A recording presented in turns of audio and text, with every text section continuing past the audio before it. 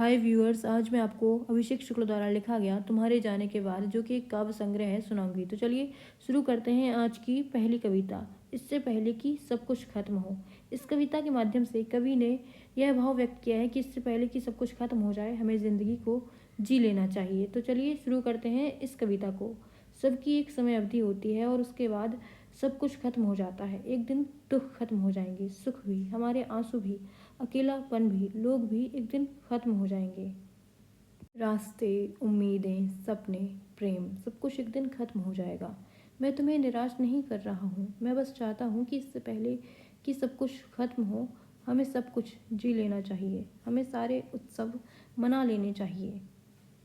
इसी काव्य संग्रह की अगली कविता है, जिसका शीर्षक है प्रेम करते हुए लोग। इस कविता के माध्यम से कवि ने बताना चाहा है कि प्रेम कितना गहरा होता है। तो चलिए शुरू करते हैं ये कविता। प्रेम करते हुए लोग समंदर हो जाते हैं, बाहर से शांत और अंदर से गहरे। अगर कभी तुम्हें यह रहस्य जानना हो कि जब एक नदी मिलती है समंदर से, तब वहाँ बड़ी लहरें क्यों उठती हैं, तब जाकर गले मिलना अपने किसी प्रिय से। वह रहस्य कभी कहा नहीं जा सकता, केवल महसूस किया जा सकता है। हिसाब करते हुए लोग। इस कविता के माध्यम से कवि ने उस भाव को व्यक्त किया है कि जीवन के कुछ हिसाब जिंदगी भर चलते रहते हैं। तो चलिए शुरू करते हैं ये कविता। हमने शहरों को कभी सुकून की जगह नहीं माना। असल में हम शहरों में कभी सुकून के लिए आए ही नहीं। हम आए रोटी के लिए, ज़रूरतों के लिए। ज़रूरतों के लिए लड़ते हुए हमने करनी पड़ती हैं गणनाएँ, लगाने पड़ते हैं हिसाब, देखने पड़ते हैं दाल और नमक के भाव। हिसाब करते हुए आदमी को दुनिया का ख्याल नहीं रह जाता। वह बस सोचता है कि उसका हिसाब ठीक ठीक रहे। हिसाब करते हुए लोग सुकून नहीं खोज पाते। दुखद है कि यह हिसाब जीवन भर चलता रहता है। इसी काव्य संग्रह की अगली कविता है, जिसका शीर्षक है पहला कितना स्थायी होता है ना। इस कविता के माध्यम से कवि ने उस भाव को व्यक्त किया है कि पहली चीज़ या पहली बार किया गया काम हमें हमेशा याद रह जाता है या स्थायी हो जाता है। तो चलिए शुरू करते हैं ये कविता। पहला ही स्थायी होता है। वह सब कुछ स्थायी हो जाता है जो हम कभी पहली बार करते हैं और फिर कभी नहीं मिटती उसकी छाप हमारे मन से। जैसे पहली नौकरी, पहली तनख्वाह, पहला प्रेम, पहला घर, पहली गाड़ी, पहला मिलन, पहला चुंबन और पहला विक्षोभ। पहला कितना स्थायी होता है ना। इसी काव्य संग्रह की अगली कविता है कविता प्रेम और विद्रोह। इस कविता के माध्यम से कवि ने यह भाव व्यक्त किया है कि कविता प्रेम और विद्रोह में किस तरह की भूमिका निभाती है। तो चलिए शुरू करते हैं इस कविता को। किसी भी कविता ने या तो प्रेम बांटा या उपजाए विद्रोह के बीच। जब कविता ने प्रेम बांटा तब जीवन बदला, और जब कविता ने उपजाए विद्रोह के बीच तब बदली यह दुनिया। यह एक सत्य है कि कविताएं सदैव बदलाव के लिए ही लिखी गईं। इसी शीर्षक की दूसरी कविता है, जो कि ये है, यदि कविताएं नहीं बांटती प्रेम या नहीं सुलगाती विद्रोह की आग, तो ऐसी सभी कविताएं खोखली हैं। ऐसी अर्थहीन बातों को यदि कविता कहा जाए तो यह कविताओं के साथ सबसे बड़ा अन्याय होगा। कविता प्रेम और विद्रोह की अगली कविता, चलिए सुनते हैं। इस दुनिया में अराजक स्थितियों के विरुद्ध खोले गए मोर्चों को सदैव कविताओं ने ही संभाला है। कविताएं जानती हैं कहाँ प्रेम बांटना है, कहाँ विद्रोह। कविता प्रेम और विद्रोह, इसी शीर्षक से एक और कविता। तो चलिए शुरू करते हैं ये कविता। कविताएं कभी इतनी कमज़ोर नहीं हुई कि वे ना ला सकें क्रांति, ना बदल सकें दुनिया, ना जीत सकें कोई युद्ध, ना बांट सकें प्रेम, और ना हाथ थाम सकें किसी कमज़ोर का। इस दुनिया के सबसे कमज़ोर कवि द्वारा लिखी गई कविता भी बदल सकती है इस पूरी दुनिया की तस्वीर, और दे सकती है उसे कोई भी आकार। कविता प्रेम और विद्रोह, इसी शीर्षक से एक और कविता है। तो चलिए शुरू करते हैं कविता। जब प्रेम बांटने वाली कविताएं सुलगाने लगे विद्रोह की चिंगारी, जब पेड़ों, पहाड़ों, नदियों, सागरों, पत्तियों, बादलों, बारिशों पर लिखी गई कविताएं उगलने लगे खून, और जब कानों को सुख देने वाली कविताएं पैदा करने लगे भारी शोर, तब समझना कि बदलाव अपने चरम पर है।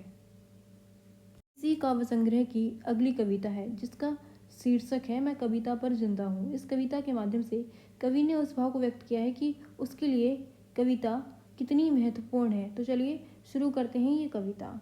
कभी कभी यूँ होता है कि ताज़ी हवा में मेरा दम घुटने लगता है और मैं घबरा कर भागने लगता हूँ यहाँ वहाँ। मुझे चैन नहीं मिलता। मैं ऊब कर लौटता हूँ अपनी किसी पुरानी कविता में। कविता में लौटते ही मेरी सांस लौटने लगती है। विज्ञान माने या ना माने, लेकिन मैं हवा नहीं, कविता पर जिंदा हूँ।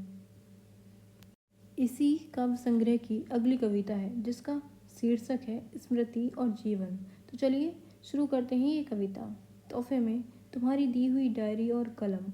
डायरी अब तक भरी नहीं और कलम की स्याही खत्म नहीं हुई। डायरी का आखिरी पन्ना मैंने खाली छोड़ दिया है और कलम में बची है एक आखिरी शब्द लिखने भर की स्याही। मैंने उन्हें सहेज कर रख दिया है अलमारी में सबसे नीचे। ये मेरी स्मृतियाँ हैं। मैं चाहता हूँ कि ये मेरे साथ चले उम्र के आखिरी पड़ाव तक। मैं मानता हूँ कि बिना स्मृतियों के जीवन का कोई अस्तित्व नहीं है। इसी काव्य संग्रह की अगली कविता है जिसका शीर्षक है दुनिया के सबसे तेज धावक। इस कविता के माध्यम से कवि ने उस भाव को व्यक्त किया है कि दुनिया के सबसे तेज धावक कौन लोग होते हैं। तो चलिए शुरू करते हैं ये कविता। जो लोग रुक गए घर का कोई ज़रूरी काम करने में, रोते हुए बच्चे को गोद उठाने में, सूख रहे पौधे को पानी देने में। जो रुक गए किसी अपरिचित आवाज़ के पुकारने पर, किसी के दुख बांटने के लिए, किसी उदास आदमी को सुनने के लिए, किसी अपरिचित के खत का जवाब लिखने के लिए। और वे लोग जिन्होंने दुनिया बचाना भागने से ज़्यादा ज़रूरी समझा। वे लोग हो सकते थे इस दुनिया के सबसे तेज धावक और जीत सकते थे यह पूरी दुनिया। दुनिया में सब कुछ संभव है। तो चलिए शुरू करते हैं ये कविता। मैंने सूरज से अंधेरा मांगा और अंधेरे से प्रकाश, पहाड़ों से बहना और नदियों से ठहरना मांगा। मैंने बर्फ से चिंगारी मांगी और आग से शीतलता। मैं जानता हूँ दुनिया में कुछ भी वैसा नहीं जैसा दिखता है, और मैं मानता हूँ कि इस दुनिया में सब कुछ संभव है, और इसलिए मैं मांगता हूँ प्रेम इस दुनिया के सबसे कठोर हृदयों से भी।